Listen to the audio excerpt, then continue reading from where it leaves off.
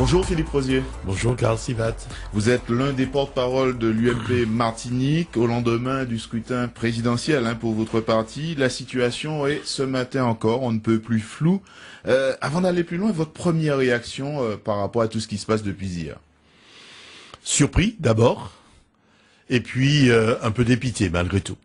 Parce que dans un grand parti comme celui-là, j'attendais à plus de sang-froid de la part des uns et des autres. Alors, qu'est-ce qui n'a pas marché selon vous pour que l'on ait droit à une telle cacophonie? Eh bien, il semblerait que, là encore, on accuse, en tout cas, ici et là, la technologie moderne. Des tweets partiraient de partout, saisis à droite à gauche par des journalistes, des plateaux de télévision, etc. Donc, la grosse confusion, quoi. Il fallait tout simplement faire preuve de sang-froid, attendre tranquillement que la commission de contrôle des opérations électorales, la COCOE, comme on l'appelle, la fameuse COCOE, se saisisse des procès-verbaux de chaque fédération et annonce les résultats avec l'un et l'autre des candidats. Et les deux candidats, à mon avis, auraient dû garder le silence jusque-là. Philippe Rosier, quand on voit l'importance de l'UMP, pratiquement 300 000 inscrits pour ce scrutin, on a du mal à comprendre qu'il y ait eu une telle désorganisation. Dans le scrutin d'hier, on a vu de longues files d'attente et puis dès la mi-journée, ça partait dans tous les sens avec des... Alors, hier soir, on a parlé des seconds couteaux qui montaient au créneau. Il y a eu une guéguerre des mots qui est partie en mi-journée. C'est vrai, mais il fallait s'attendre à sûrement quelques perturbations dans la mesure où on avait un double faisceau de choses. D'une part, on avait un secrétaire général qui était candidat. Et le secrétaire général, vous savez, dans un parti, tient le parti. Dans les 2 dernières années, c'est lui qui a nommé les principaux secrétaires départementaux, tous les secrétaires départementaux. Or, ce secrétaire général était donné perdant. Donc, par la force des choses, bien sûr, il fallait s'attendre à des perturbations. Alors ce matin, les éditorialistes, les observateurs de la vie politique française ne sont pas tendres avec l'UMP, le principal parti de l'opposition. On a entendu des mots comme ubuesque, comme imbroglio, et puis du combat entre héritiers de Sarkozy et j'en passe et des meilleurs. Vous, avec le recul, on est en Martinique, comment appréciez-vous cette situation de ce lundi matin quand on sait que les travaux de recomptage sont en cours? Je crois que ça ne grandit pas notre parti, il faut le reconnaître. Il faut que nous soyons tous un petit peu humbles et considérer que vraiment c'est une mauvaise opération que nous avons réalisée hier. Je comprends que tout le monde se gosse de nous, je comprends qu'il y ait des dérisions de partout. Mais c'est pas ce qui est important, me semble-t-il. Et ce qui est important, c'est que, d'une façon ou d'une autre, les recomptages seront faits à partir des procès-verbaux, et que, dans la soirée, on aura un président, et tous, on sera quand même unis et groupés derrière ce président, parce que les échéances qui sont là sont importantes. Nous sommes le principal parti de l'opposition, et il nous faut pleinement jouer notre rôle. Depuis ces élections, depuis la préparation de ces élections, il faut reconnaître que nous sommes un petit peu en stand-by, et qu'on attendait un vrai chef, pour nous guider, pour avoir une stratégie. Alors justement, vous parlez de vrais chefs. On note sur les forums notamment que depuis hier soir, les militants de l'UMP eux-mêmes sont fort mécontents à la fois de l'organisation et du spectacle entre guillemets offert depuis hier soir. Ben c'est un peu normal puisque 50% sont contents d'avoir un président potentiel, 50 autres % sont mécontents d'avoir un président battu. Donc c'est normal qu'il y ait chez les adhérents de l'UMP d'une part du flottement, mais aussi un certain mécontentement. Je pense qu'on a tous été votés avec l'enthousiasme de voir hier soir, un président élu, quel que soit le nombre de voix pour ou contre, peu importe. Et puis on se rend compte que c'est quand même assez malheureux ce qui se passe. Alors on note également que chez certains cadres de l'UMP, ceux qui réussissent quand c'est possible à prendre du recul par rapport à tout ce qui se passe actuellement, il y a cette crainte de voir notamment une fuite vers le Front National, et ça aussi c'est une donnée avec laquelle il faut compter. Je ne crois pas.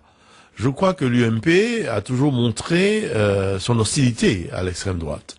Contrairement à la gauche qui va volontiers vers son extrême gauche, nous ce n'est pas notre cas.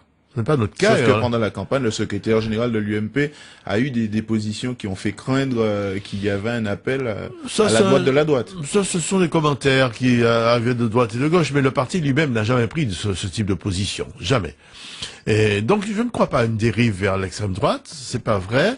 Je pense qu'au contraire, l'UMP va rester dans sa ligne. Alors, c'est vrai que dans une campagne comme celle-ci, et comme on veut de rassemblement le plus large possible, on souhaite avoir non seulement nos électeurs de droite, mais aussi des électeurs qui seraient peut-être un peu plus à droite ou un peu plus à gauche, au centre et à gauche. Donc on essaie très largement, mais du côté du Front National, je ne crois pas du tout. Alors, il y a peut-être l'ombre d'un homme qui plane encore fortement sur ce parti. Vous étiez président du comité de soutien à Nicolas Sarkozy. Chez nous, on dirait, est-ce qu'il n'y a pas un gros poil de Sarkozy aujourd'hui à l'UMP? Ah, c'est incontestable. C'est incontestable. Il y a une nostalgie au sein de notre parti, de Nicolas Sarkozy, et au sein de l'opinion française. On voit bien qu'aujourd'hui, dans les derniers sondages, que si Fillon se présentait contre Hollande, Fillon aurait battu Hollande, et par derrière ce sondage, on voit que c'est Sarkozy qui est là. Je pense qu'aujourd'hui, non seulement à l'UMP, mais dans la droite d'une façon générale, et très largement au centre, on regrette l'absence de Nicolas Sarkozy aujourd'hui. Donc son ombre est très présente. Et je crois que ce qui se passe là, malheureusement, fait un peu son jeu, puisqu'il ne sort pas d'homme fort de ces élections. Le score extrêmement serré de l'un et l'autre des candidats fait que Nicolas Sarkozy devient le recours possible. Est-ce que vous seriez favorable, à une organisation, qu'on refasse cette élection pour le président, ou deux, que l'on fasse directement appel à Nicolas Sarkozy et qu'il se remette dans le jeu tout de suite? Non, je crois que Nicolas Sarkozy l'a très bien dit, avec beaucoup de force, qu'il ne souhaitait pas prendre parti du tout, à nouveau, dans une lutte pour la direction du parti. Sauf qu'aujourd'hui, la situation a peut-être changé. On verra. Mais pour l'instant, il s'est vraiment tenu très à l'écart, ne faisant qu'une déclaration et n'allant même pas voter hier. Donc vraiment, il a gardé sa posture. Ceci étant, Nicolas Sarkozy, on connaît son engagement pour la politique et pour la France, et je pense que d'une façon ou d'une autre, il reviendra. Alors, dans tout ce qui se passe là, avec la stature des deux candidats, il y a quand même François Fillon, 58 ans, ex-premier ministre, Jean-François Copé, secrétaire général du parti, 48 ans. Les voir se déchirer comme ça a été le cas hier, en direct par médias interposés. Et ce matin encore, c'est reparti entre des déclarations chez nos confrères de BFM TV, Fillon qui répond un petit peu plus tard. Est-ce que, selon vous, il y a de quoi déstabiliser même les plus fervents partisans de ce parti? Non, je crois pas que nous soyons déstabilisés les uns et les autres. Il faut mettre ça sur le compte de la campagne qui a été difficile, longue, de l'énervement des candidats, mais aussi de leur état-major qui pousse à la roue les uns les autres, etc. Et c'est là que nous pensons que on a manqué de sang-froid les uns et les autres à ce niveau-là de l'État et des candidats. On a manqué de sang-froid. Et il faut se ressaisir, c'est ce que tous nous avons fait remonter comme message, en tout cas dans les différentes fédérations. Il faut se ressaisir, il faut donner une autre image de nous-mêmes, et il faut que très rapidement nous ayons un président, on sera tous regroupés derrière lui, quel qu'il soit. Et c'était bien ça l'enjeu. L'enjeu, ce n'est pas de se déchirer, mais d'avoir un président. Et nous avions tous dit dans toutes les fédérations, quel que soit le président, toutes les fédérations seront derrière lui. Alors la COCOA, parce qu'on en a tellement parlé depuis hier, jamais une commission comme celle-là n'avait été au centre de l'actu, a arrêté ses travaux, on l'a dit, 4 heures ce matin, reprise depuis quelques heures déjà, mais on sent bien qu'il y a des pressions. On imagine que alors c'est vrai que c'est une commission à parité composée de représentants des deux candidats, mais comment travailler en toute sérénité avec les pressions actuelles? Oui, c'est vrai que dans les statuts, quand on avait prévu cette commission de contrôle, on n'avait jamais prévu non plus le cas de figure que nous vivons aujourd'hui.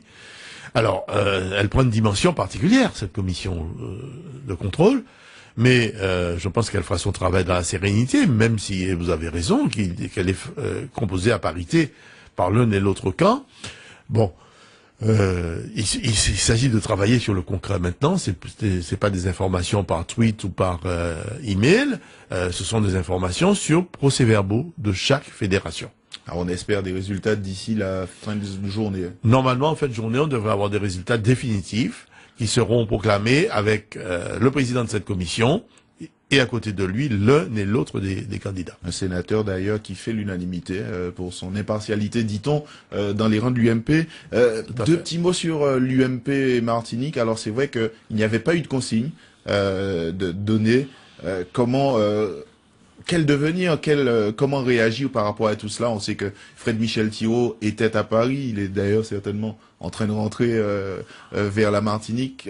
Comment les retours que vous aviez de la fédération martiniquaise depuis hier? Alors, en ce qui concerne la Martinique, les choses sont simples. Nous avons eu un débat pro-Fillon et pro-Copé. Ça s'est très très bien passé. Les adhérents ont été réunis. On avait une seule petite commission qui aidait tout le monde à remplir ses obligations électorales. Un grand respect. Et même si la Fédération de la Martinique était globalement copéiste, majoritairement, nous étions copéistes à la Martinique, je pense que François Fillon a fait un bon score. On n'a pas les résultats définitifs non plus pour la Martinique, mais il semblerait que effectivement François Copé soit arrivé devant, mais de très peu de voix. Ce que nous pouvons déplorer, c'est que la complexité aussi du vote a fait qu'il y a beaucoup de bulletins nuls, d'après ce qu'on nous a donné, de votes nuls. Les gens se sont trompés dans les enveloppes, etc., etc. Si bien que à peu près sur un peu plus de 400 participants, il y aurait eu, je parle au conditionnel, seulement 200 voix décomptées valablement. Merci en tout cas Philippe Rosier de nous avoir éclairé et d'avoir répondu à nos questions ce matin. Bonne fin de journée. Merci à vous, Kral.